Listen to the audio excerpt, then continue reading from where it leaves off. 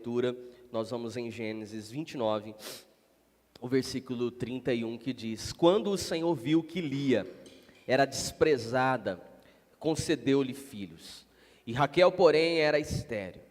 Lia engravidou, deu à luz um filho e deu o nome de Ruben, pois dizia: O Senhor viu minha infidelidade, agora certamente o meu marido me amará. Lia engravidou de novo, e quando deu à luz outro filho, disse: Porque o Senhor ouviu que sou desprezada, deu-me também este, pelo que chamou de Simeão. De novo engravidou, e quando deu à luz mais um filho, disse: Agora finalmente meu marido se apegará a mim, porque já lhe dei 3 filhos. Por isso deu-lhe o nome de Levi. Engravidou ainda outra vez, e quando deu à luz mais um outro filho, disse: Dessa vez louvarei ao Senhor. Assim deu-lhe o nome de Judá, e então parou de ter filhos. Capítulo 30. Quando Raquel viu que não dava filhos a Jacó, teve inveja da sua irmã. Por isso disse a Jacó: Dê-me filhos, ou eu morrerei. Jacó ficou irritado com isso e disse: Por acaso estou no lugar de Deus que a impediu de ter filhos?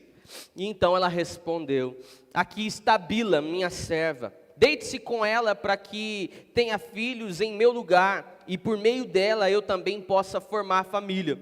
Por isso ela deu a Jacó a sua serva Bila por mulher. Ele deitou-se com ela, e Bila engravidou e deu-lhe um filho. Então Raquel disse: Deus me fez justiça, ouviu o meu clamor e deu-me um filho.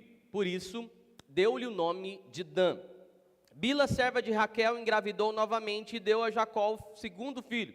Então disse Raquel: Tive grande luta com a minha irmã e venci, pelo que o chamou Naphtali. Quando Lia viu que tinha parado de ter filhos, tomou a sua serva Zilpa e deu a Jacó por mulher. Zilpa, serva de Lia, deu a Jacó um outro filho. Então disse Lia: Que grande sorte! Por isso o chamou Gade. Zilpa, serva de Lia, deu a Jacó mais um filho, e então Lia exclamou: Como sou feliz! As mulheres dirão que sou feliz. Por isso deu-lhe o nome de Azer. Durante a colheita do trigo, Ruben saiu ao campo, encontrou algumas mandrágoras e as trouxe a Lia, sua mãe. Então Raquel disse a Lia: Dê-me algumas mandrágoras do seu filho. Mas ela respondeu: Não lhe foi suficiente tomar de mim um marido? Vai tomar também as mandrágoras que o meu filho trouxe? Então disse Raquel: Jacó se deitará com você essa noite, em troca das mandrágoras trazidas pelo seu filho. Quando Jacó chegou do campo naquela tarde, Lia saiu ao seu encontro e disse: Hoje você me possuirá, pois eu comprei esse direito com as mandrágoras do meu filho. E naquela noite, ele se deitou com ela. Deus ouviu Lia, e ela engravidou, e deu a Jacó o 5º filho. E disse Lia: Deus me recompensou por ter dado a minha serva ao meu marido. Por isso, deu-lhe o nome de Issacar. Lia engravidou de novo e deu a Jacó o 6º filho. Disse Lia: Deus presenteou-me com uma dádiva preciosa. Agora o meu marido me tratará melhor. Afinal, eu já lhe dei 6 filhos. Por isso, deu-lhe o nome Zebulon. Alguns tempos depois, ela deu à luz a uma menina que se chamou Diná. Então Deus lembrou-se de Raquel. Deus ouviu o seu clamor e a tornou fértil. Ela engravidou, deu luz a um filho e disse: Deus tirou de mim a minha humilhação. Deu-lhe o nome de José e disse: Que o Senhor me acrescente ainda um outro filho. Louvado seja o Senhor pela sua palavra. Você pode dizer amém? Amém. Você percebeu até nesse texto que esse texto que nós acabamos de ler, ele é nada mais, nada menos do que uma tremenda confusão. Uma bagunça. Uma arruaça total. Talvez você tenha até tido alguma dificuldade em acompanhar a leitura dessa história, e não é por menos. Essa história é um tanto quanto estranha, para não dizer algo mais. Na verdade, é uma história triste. Confusa, mas triste. Porque é uma história de desamor, é uma história de rivalidade. Essa aqui é uma história de tristeza, uma história que não glorifica a Deus, embora o nome de Deus seja mencionado nesse texto muitas vezes. E essa é a história que dá origem ao nascimento de José. É nesse contexto que José nasce. Esse é o enredo, o roteiro que antecedeu a história de um dos maiores homens de Deus em toda a história, que é o José. E é muito interessante notar na vida de José que ela começa num ambiente de muita divisão. Uma bagunça total. Um ambiente de muitas brigas, de contendas, de muitos desentendimentos, desencontros. Esse é o lar que José nasceu. Essa é a grande família que José nasceu. Um lar completamente dividido. Esse é o lar que José nasceu, um lar tumultuado, para não dizer outra coisa. É aí que José nasce, num contexto de muita confusão. Uma arruaça. Só para te explicar um pouquinho melhor, para você ver o nível de toda essa complexidade. Raquel e Lia disputavam o amor de um mesmo homem, Jacó, que devia ser muito bonito, não é possível, porque rico ele não era. E o Jacó, inegavelmente, ele era mais próximo de Raquel do que de Lia. A Bíblia chega a dizer que o Jacó amava Raquel, mas não amava Lia. E você conhece a história de Jacó, de Raquel e de Lia. A Bíblia diz que Jacó conheceu a Raquel e logo de início ele se apaixonou por ela. E ele decidiu se casar com ela. Porque Jacó era daquela época, bem diferente da nossa, onde era necessário namorar 9, 10 anos para ver se quer casar ou não. Jacó se apaixona por Raquel e fala, eu quero me casar com ela. Só que para poder se casar com ela, Jacó trabalhou 7 anos na propriedade do pai da Raquel, que era um homem chamado Labão. E aí Labão concordou em dar Raquel para se casar a Jacó, depois de Jacó terminar esses 7 anos de trabalho muito duro na sua propriedade. E aí quando chegou o final dos 7 anos em que Jacó trabalhou para Labão, o Labão então concedeu a mão de Raquel ao casamento a Jacó. Só que na cerimônia de casamento, Labão usou de uma estratégia muito perspicaz, muito perspicaz. Depois da festa, muita bebida, e o Jacó já estava um tanto quanto alto nessa altura do campeonato. O Labão recolheu Raquel e entregou a Lia no lugar de Raquel. De modo que naquela noite em que nós chamaríamos hoje de noite de núpcias, Jacó se relacionou com Lia e não com Raquel. E aí, quando o Jacó percebeu, certamente já sem o efeito do estrago da festa da noite passada, ele vai tirar satisfação com o sogro, com Labão. E ele chega para Labão e pede para Labão uma justificativa. Que negócio é esse? Eu me caso com Raquel e acordo do lado de Lia? E aí o Labão olha para o genro e diz, meu jovem, na nossa cultura, não é próprio entregar a filha mais nova para se casar antes da filha mais velha. Por isso eu te entreguei Lia. Você não leu as letras miúdas? A gente não lê, né? E aí o Jacó responde, mas eu queria me casar com a Raquel, eu me apaixonei pela Raquel, eu trabalhei duro 7 anos pela Raquel. O Labão diz, pois bem, eu não estou negando Raquel. Raquel é sua. Basta você trabalhar para mim mais 7 anos. E aí, Jacó faz esse compromisso com Labão de trabalhar por Raquel durante 7 anos na sua propriedade. Ou seja, Jacó teve que trabalhar 14 anos por amor de Raquel. E aí talvez você, minha irmã, esteja aí ouvindo agora e esteja pensando, o que é que o seu marido fez por você nessa vida, né? Esse filho de uma mãe não lava a louça. Ele já deve ter levado umas cotoveladas aí, eu acho que levou. E talvez você, maridão, esteja aí ouvindo essa história com raiva do Jacó, porque o Jacó é aquele tipo de homem que leva demais a régua lá para cima, né? Aí fica difícil de acompanhar. Eu trabalhei uma vez com um rapaz, que ele era daquele tipo de homens insuportáveis, que presenteia a esposa o tempo todo e geralmente em ambiente público.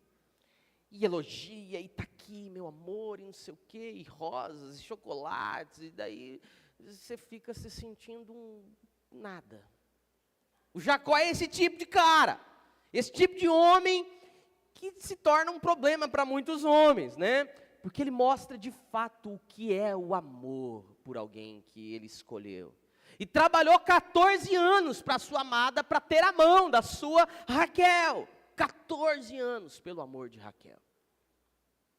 E agora está lembrando do seu marido, deitado no sofá assistindo Flamengo, depois de comer 2 potes de macarronada e tem resto de molho desse macarrão na pança dele.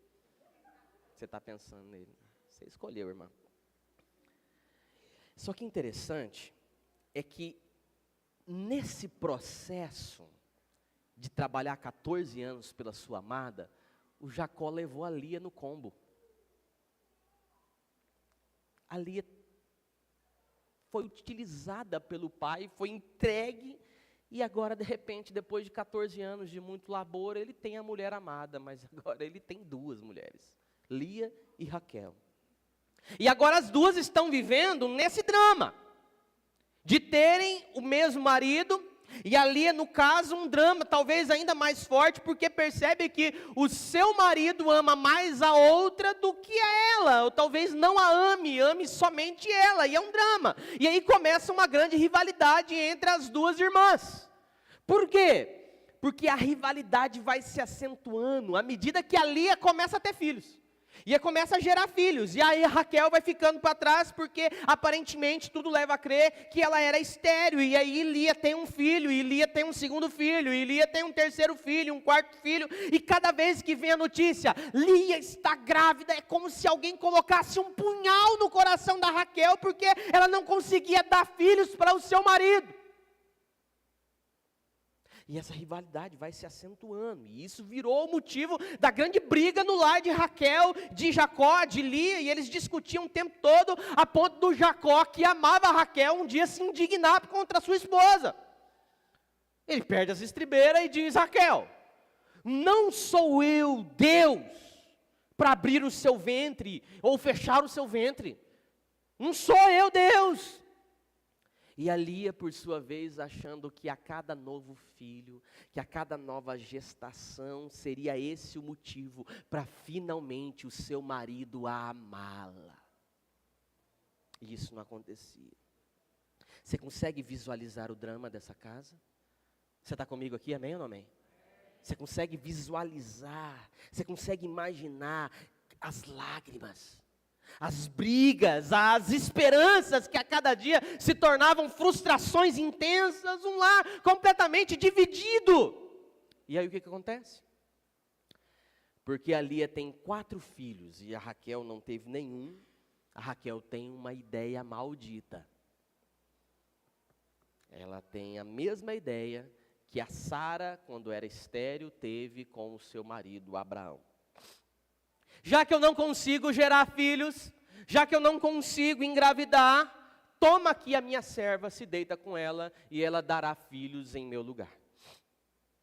E aí a Raquel faz a mesma coisa que a Sara fez. Chama o Jacó e diz: Jacó, eu quero que você pegue a minha serva Bila, deite-se com ela e tenha filhos com ela.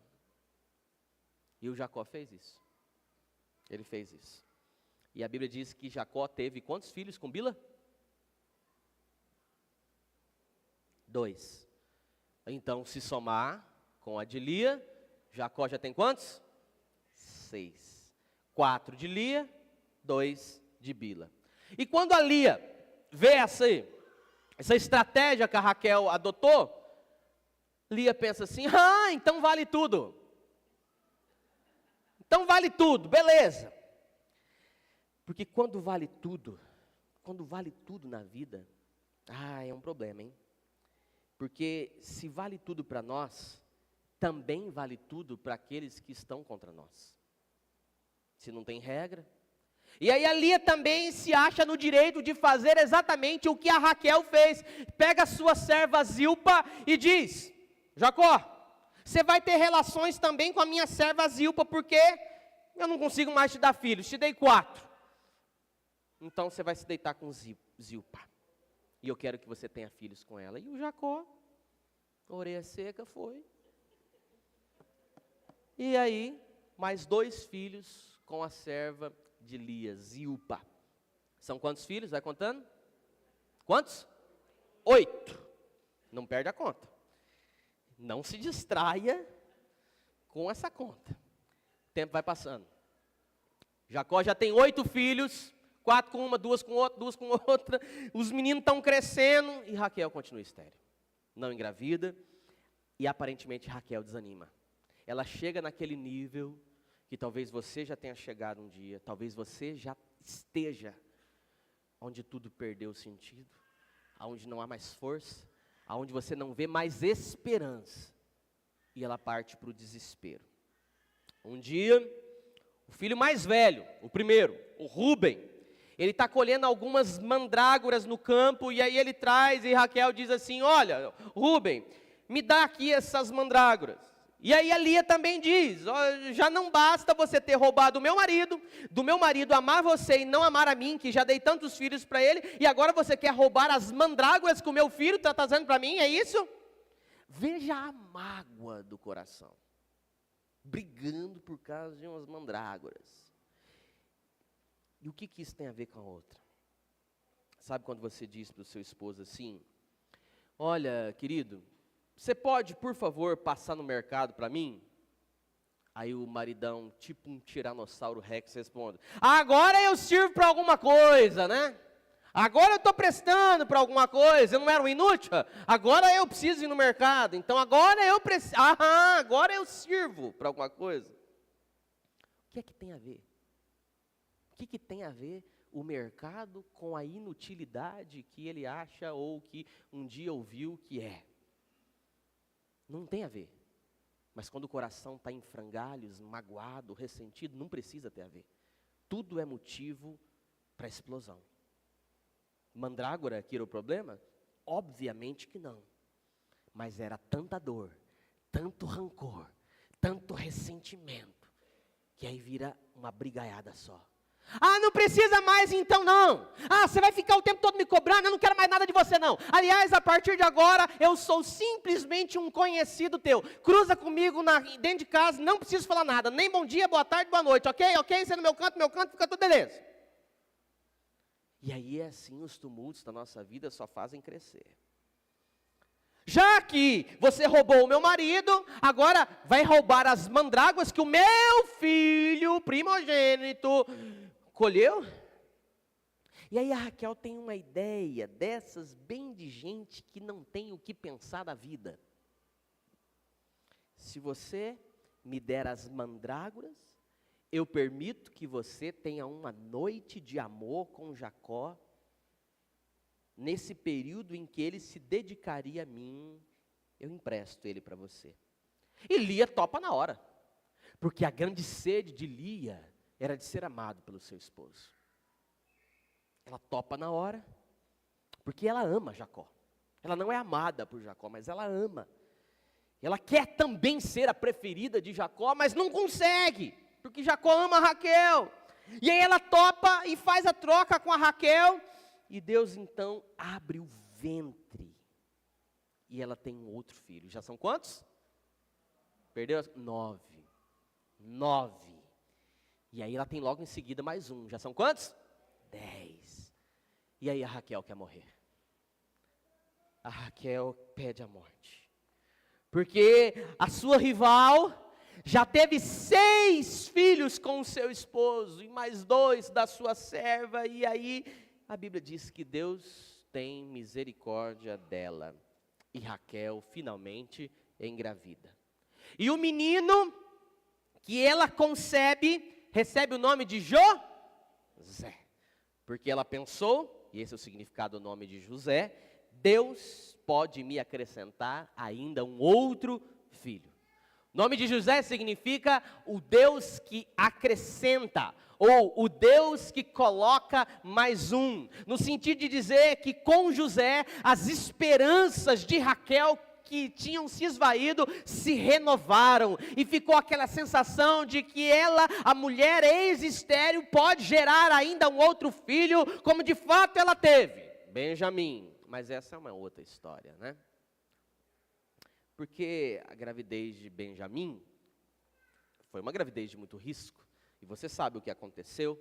Quando Benjamim nasce, Raquel falece, morre.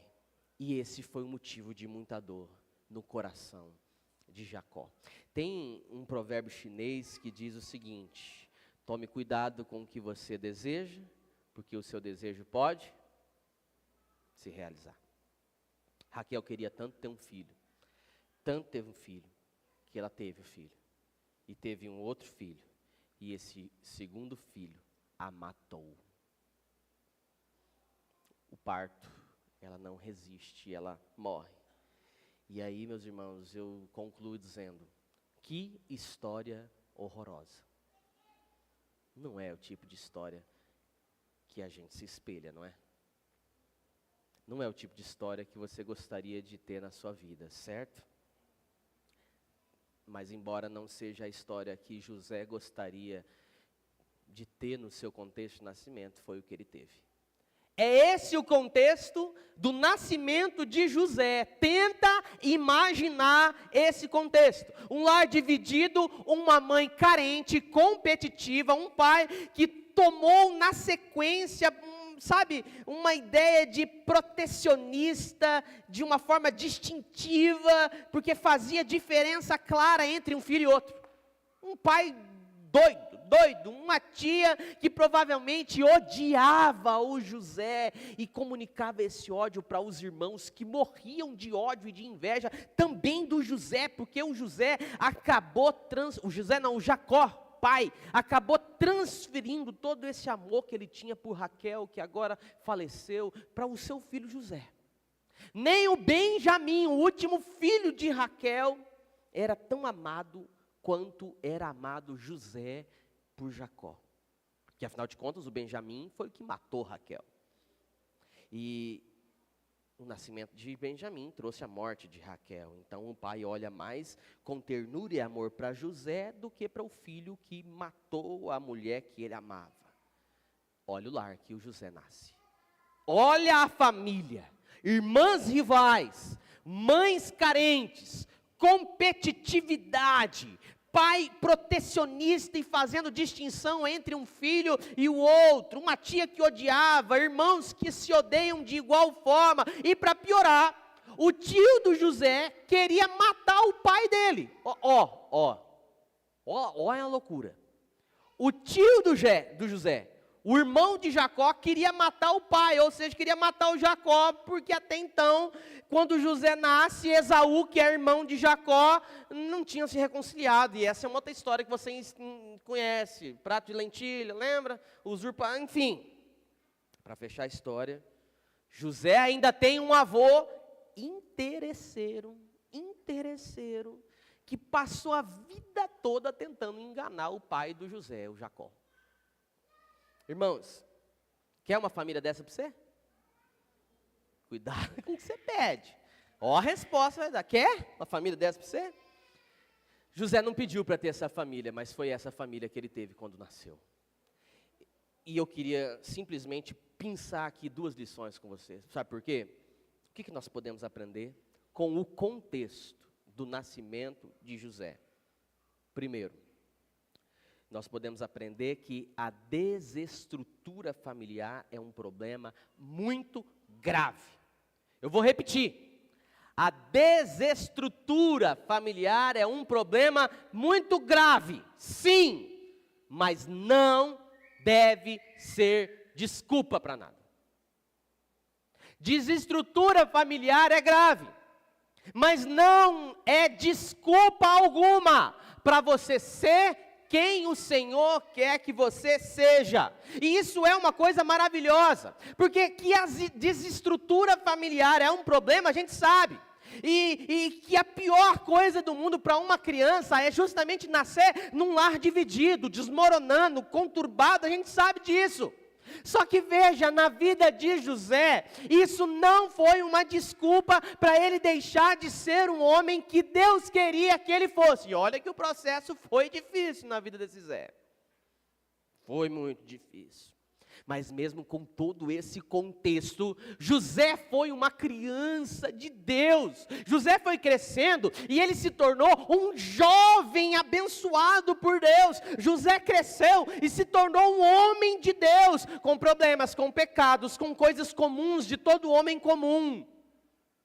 Mas com essa característica toda especial, de crer em Deus, de confiar em Deus, de andar nesse mundo como sendo um homem de Deus, mesmo apesar da família em que ele estava inserido.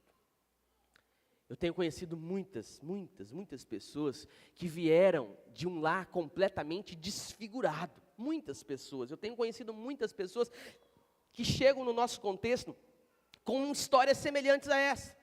Pessoas que sofreram horrores na sua infância, pessoas que sofreram violações das mais severas na sua pré-adolescência, como resultado de famílias completamente disfuncionais, desequilibradas, destruturadas, pais que foram omissos, mamães que eram superprotetoras, rivalidade entre irmãos, preferência entre um e um outro, com muitos problemas. Eu tenho conhecido muitas famílias que vêm nesse contexto, que só Deus para ter misericórdia. Só Deus. Talvez seja o seu caso, meu irmão. Talvez seja o seu caso, minha querida irmã que está aí me ouvindo agora. Talvez você está aí ouvindo essa história e o seu coração meio que está apertado. Talvez algumas lágrimas já estão descendo dos seus próprios olhos, porque você está se enxergando no meio dessa história, dessa família disfuncional. Talvez você seja fruto de uma família complicada. Você, marido, foi tratado como um lixo pelo seu pai lá atrás. Talvez seja essa o reflexo da história de muitas vidas aqui hoje. Talvez você esteja lembrando aí agora do seu pai, da sua mãe, ou de como o seu avô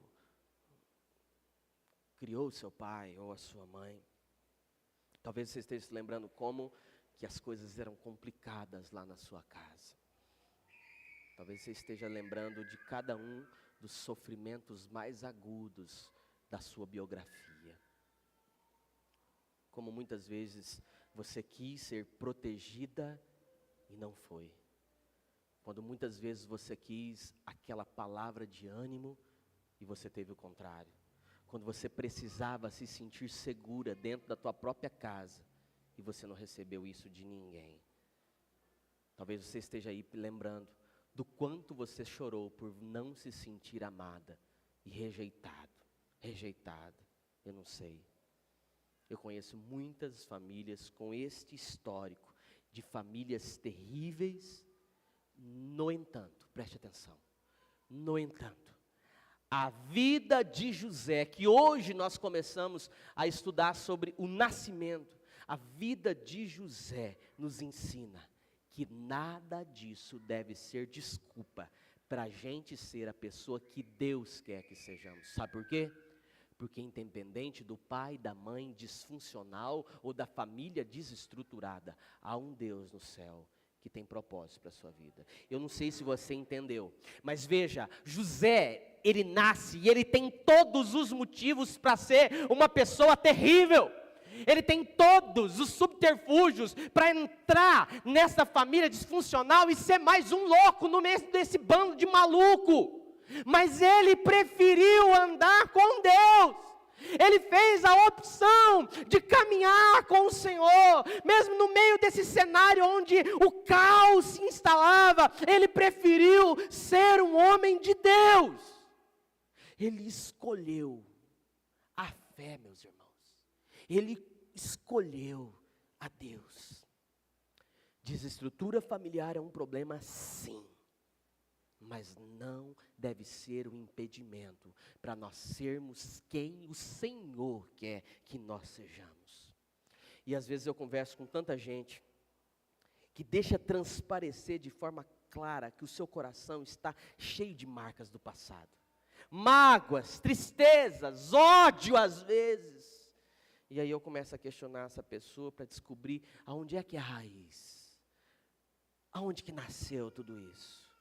E não é raro a gente chegar no meio da conversa, naquelas questões da infância, da ausência do pai, da superproteção da mãe, de um divórcio que vem no período da adolescência, de um lar dividido, de separação, de traumas, de desencontros e encontros.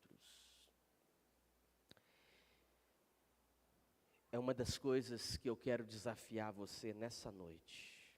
É o seguinte desafio. Tem horas, meu irmão, tem horas, minha querida irmã, que a gente tem que dar uma boa olhada no espelho. Identificar no espelho, diante do espelho, a pessoa que nós nos tornamos. Sabe por quê? Porque em algum momento, em algum instante, nós regredimos e passamos a nos ver de novo como aquela criança que sentia a falta do pai. Em algum momento, nós agora adultos olhamos no espelho e nos vemos como aquela criança que era sufocada pela mãe, que era agredida pelo tio, que era violentada, e aí a vida torna ainda mais difícil, mais pesada, mais complicada, e a vida não vai para frente, porque a gente sempre está olhando para o nosso passado, quem a gente era, porque a gente se sente como aquela criança que foi desamparada, que estava desprotegida. Mas ouça a palavra de Deus para o teu coração nessa hora: você não é mais aquela criança desamparada, você não é mais aquela adolescente inocente que foi abusada, você não é mais, você é uma pessoa que Deus, apesar de todos esses traumas, te sustentou até aqui. Por quê? Porque existem propósitos dele na sua vida. Existem. Deus não precisa que nós nasçamos num contexto favorável, não!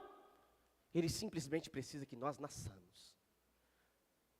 E se você está aqui, independente da história, da sua biografia, Ele te sustentou até aqui, para que os seus propósitos se cumpram na sua vida. Tem hora, meu irmão, tem hora, minha irmã, que a gente tem que dar uma boa olhada no espelho, identificar cara a cara no espelho, diante do espelho, a pessoa que nós nos tornamos. E dizer: Senhor, eu não sou mais quem eu era, eu me coloco nas suas mãos, e eu quero ser quem o Senhor quer que eu seja. Uma boa olhada no espelho vai fazer você, muitas vezes, enxergar a verdade sobre você, que você ainda não enxergou. É claro que faltou o amor do seu pai quando você mais precisava, faltou. É claro que faltou o cuidado, o colo da sua mãe, quando você precisou, faltou. É claro que aquilo que você sofreu de ausência na sua infância, não volta mais. Mas pare, porque não dá para levar isso para o resto da sua vida. Deus preparou um homem abençoado para ser seu marido, e cuidar de você, amar você, mas não como o seu pai. A carência que você tem do seu pai não pode ser suprida no seu marido, na sua esposa, nos filhos ou em qualquer que seja. Ficou lá atrás. Mas isso não pode impedir de você viver uma nova história e cumprir e ser, e experimentar tudo aquilo que Deus tem na sua vida, ainda apesar do contexto desfavorável lá atrás. Uma boa olhada no espelho pode te levar a ver que você não é o trauma que você tem. Há um Deus no céu que está cuidando de você e que tem feito novas todas as coisas. Meu irmão, em nome de Jesus, sabe, você precisou do amor do seu pai, você precisou do carinho da sua mãe, você precisou de um lar mais estruturado, você não teve. Uma coisa que eu preciso te dizer nessa hora, com muito temor e com muito tremor: você precisava de tudo isso e você não teve. Mas em nome de Jesus, entenda, você não precisa mais. Não precisa mais. Você não precisa mais. Por quê? Porque se um dia você teve um encontro com Jesus, Deus entrou na tua história E agora Ele pega os seus pés para sustentar os seus passos, abençoar a sua vida. E hoje você está aqui e pode experimentar algo novo na sua vida, porque existe em você a presença de Deus. O problema é que muitas vezes as nossas carências não nos fazem ver o privilégio de termos hoje a presença de Deus.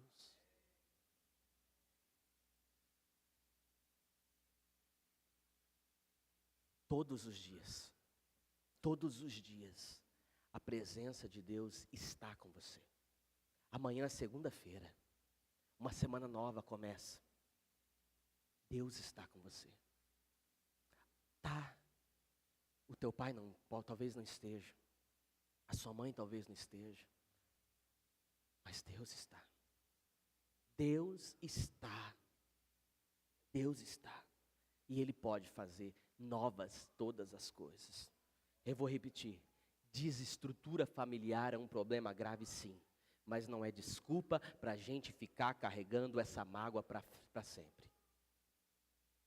Quando você se lembra daquele pai, daquela mãe, daquele abusador, daquele trauma, isso ainda dói? Nós vamos orar para que Deus agora libere perdão na sua vida. É difícil, eu sei. Se fosse fácil, você não teria carregado isso até aqui. Mas hoje vai ser o último dia em que você vai carregar aqui. Porque você vai deixar isso diante do altar do Senhor e Ele vai curar o teu coração. E você vai sair daqui para uma segunda-feira completamente diferente, aonde você não vai enxergar mais as mágoas e os traumas do passado, mas você vai enxergar a novidade de vida que Deus tem para você de agora para frente. Amém ou não amém? Eu quero desafiar a você a não dar mais desculpas e viver os propósitos que Deus tem para a sua vida de agora para frente. De agora para frente. Segunda lição que nós aprendemos. Iniciativas humanas têm sim influência, muita influência, mas não podem jamais anular os propósitos de Deus na sua vida. Eu vou repetir. Iniciativas humanas sim têm influências, mas elas não podem anular os propósitos e projetos de Deus para a sua vida. Você crê nisso? Amém ou não amém? O que eu estou querendo dizer com isso?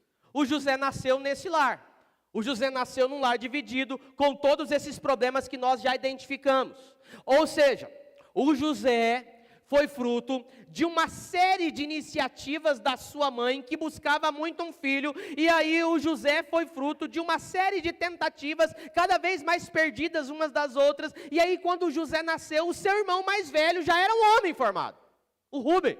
Já era um homem feito, de barba feita, e aí nesse tempo, Raquel faz coisas das quais ela viria se arrepender para o resto da sua vida. E aí nesse tempo, a Lia faz coisas das quais ela vai se arrepender muito. E aí Jacó faz coisas das quais ele no futuro viria se arrepender. Ou seja, você lê um texto como esse, e nós lemos com muito cuidado, e a gente vê cada um ali buscando a sua própria vontade, o seu próprio interesse. E aí quando Jacó já tem 10 filhos. Jacó já tem 10 filhos. Aí nasce José. A pergunta que eu faço é, por quê? Onde mais esse menino era necessário? Por que era necessário? Qual é a necessidade do nascimento desse menino? Como que uma criança, vinda num momento agitadíssimo da família como esse, pode ser alguma coisa boa na vida? Qual a necessidade de José para um pai que já tem 10? E num contexto de tanta confusão, de tantas coisas, pode ser bom o nascimento de mais um filho nesse cenário? Toda vez que eu leio esse texto, eu me lembro da ilustração do pastor Juanibe Ballarini, onde ele contou, numa palestra para pastores lá no Paraná, eu devia ter os meus 19 anos e eu ouvi essa história. Foi tipo 2 anos atrás.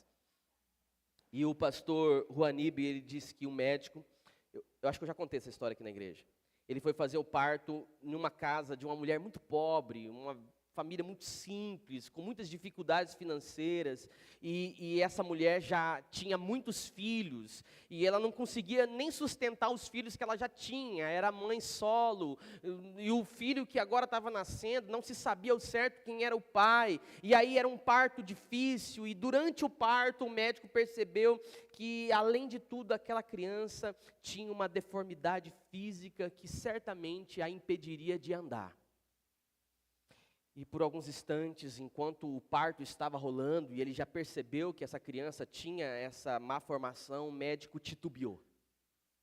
Ele pensou por alguns instantes em não ajudar a dar à luz aquela criança, e não ajudar a mãe a parir aquele filho. Ele pensou, por que mais uma criança nesse mundo? Por que mais uma criança dentro dessa casa que já tem tanta criança, onde elas não são sustentadas, não são amadas? Por que mais uma criança nesse ambiente? Essa criança não vai ser cuidada, e ela não vai ter sustento, e que chance essa menina, essa criança vai ter na vida? Isso passou por alguns instantes no pensamento daquele médico, mas ele não conseguiu tomar nenhuma decisão. Ele acabou ajudando aquela mãe a ter aquela criança, aquele filho, e o menino nasceu. Muitos anos se passaram, esse médico também veio a ter um filho. À época ele era um jovem médico que não tinha filho. Ele veio a ter um filho, e o seu filho veio a ter uma doença completamente difícil. E ele buscou em vários médicos, colegas, ninguém conseguia ajudar a melhorar a saúde do seu filho. E todos os médicos que ele procurava, ninguém conseguia ajudar. E ele ficou sabendo de um jovem médico que tinha se tornado especialista no problema raro que o seu filho tinha, e ele conseguiu marcar uma consulta, agendou uma consulta com esse médico, e quando ele leva o filho a esse médico, qual foi a sua surpresa quando ele abre a porta do consultório e ele se dá de frente com o médico, que era aquela criança que, por gratidão em ouvir as muitas histórias de um médico que o ajudou a nascer, ele escolheu o caminho da medicina e que levou o nome do próprio doutor que o ajudou a nascer. E agora esse médico, recém-formado, especialista nessa doença rara, é o médico que vai trazer a salvação da vida para o filho. O que essa história nos ensina? O que a história de José nos ensina? Que ainda que as pessoas tumultuem as circunstâncias, ainda que as pessoas atrapalhem, ainda que alguém pareça ser o fruto de um acidente, ainda que pareça que uma criança é mais um problema do que uma solução, ainda que tudo isso seja verdade, nada que os homens façam anula o propósito de Deus. Nada e nem ninguém. Por mais tumultuado que a gente faça, nós não roubamos, anulamos o propósito de Deus na vida de ninguém. Você está entendendo?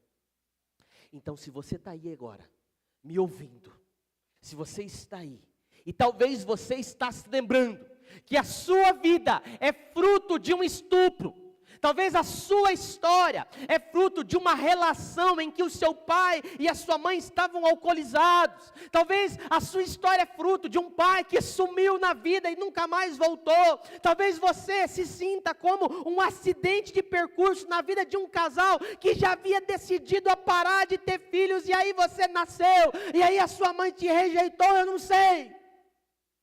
Eu sei que nada disso anula o propósito que Deus tem para a tua história.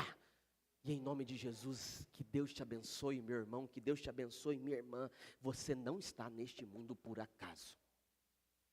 Nós vamos ver o que Deus fez através da vida de José, mas primeiro fez na vida de José.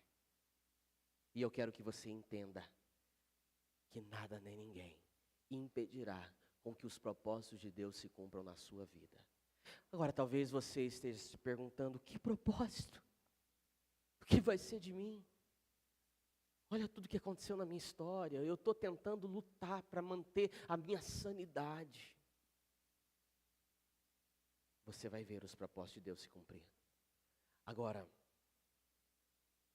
o José não veio no mundo por acaso. Assim como você e eu, também não viemos no mundo por acaso. Nós não somos acidentes.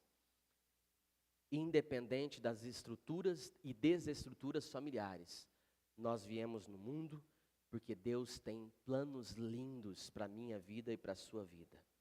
E Deus pode fazer coisas maravilhosas em você e através de você.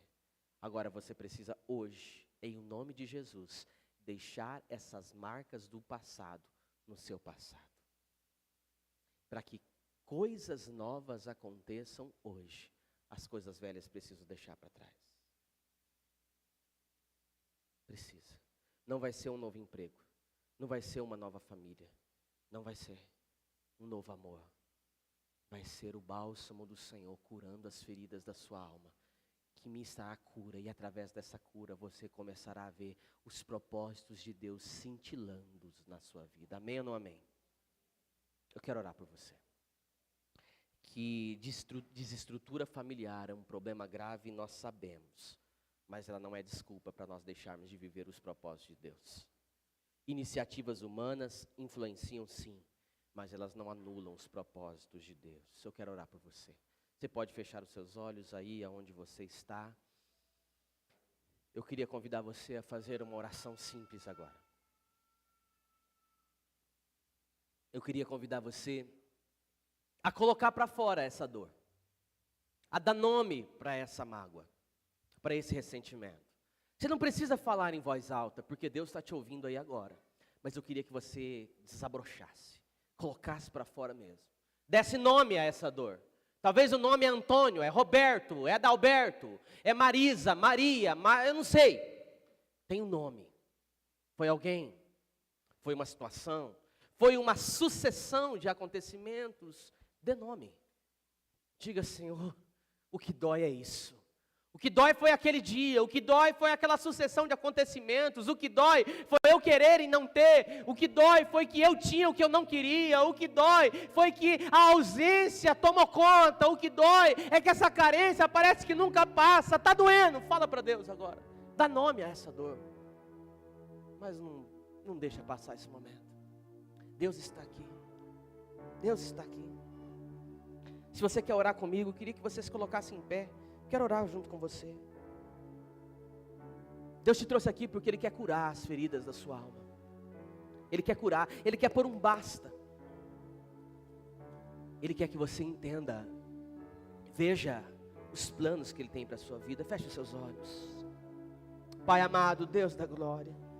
Deus, nós estamos mais uma vez com o nosso coração prostrado diante do Seu altar em oração. Nós estamos aqui, ó Deus, em favor daquelas pessoas que ouviram a palavra e creram na palavra, não na minha palavra.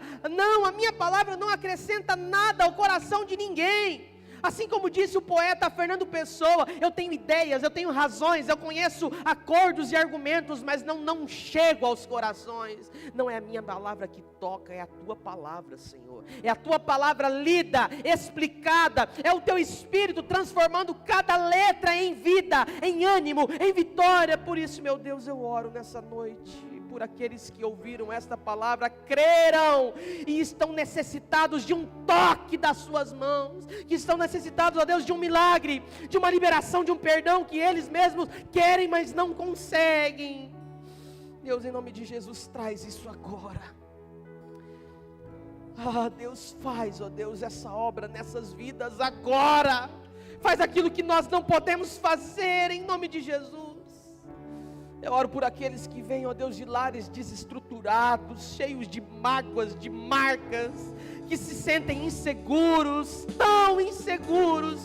tão temerosos, com muitos medos, e não conseguem dar passos, não conseguem mudar de vida. Senhor, que nesta hora o Teu Espírito Santo se aposse dessas pessoas e elas comecem a ter uma coragem que nunca tiveram, e assumam agora um compromisso como nunca assumiram, e seja uma bênção em nome de Jesus, em nome de Jesus. Deus, agora eu oro por essas pessoas, cujos nascimentos foram marcados por circunstâncias horrorosas, estupros, expulsos, abusos, alcoolismo, desprezo, rejeição, depressão, crises de pânico, ansiedade. Meu Deus, que essas pessoas que se sentem indesejadas, complexadas, agressivas, que vivem isoladas, porque se sentem que não são bem-vindas nesse mundo, Pai. Oro para que essas pessoas, que os seus olhos hoje sejam abertos, e que elas enxerguem que, embora que elas tenham nascido como fruto de ações humanas, sabe, intempestivas, nenhuma dessas ações anulou o seu propósito na vida delas. E essa pessoa pode ser uma bênção nas suas mãos, e é isso que eu te peço, ó Pai. Cura corações agora, cura feridas, ó Deus, que estão queimando, que estão ardendo, para que essas feridas agora sanadas, curadas, deem lugar ao novo de Deus, que elas possam se sentir amadas, queridas, e que os seus propósitos se cumpram em cada uma delas. É isso que nós te pedimos em nome de Jesus. Se você crê, diga amém. Diga amém.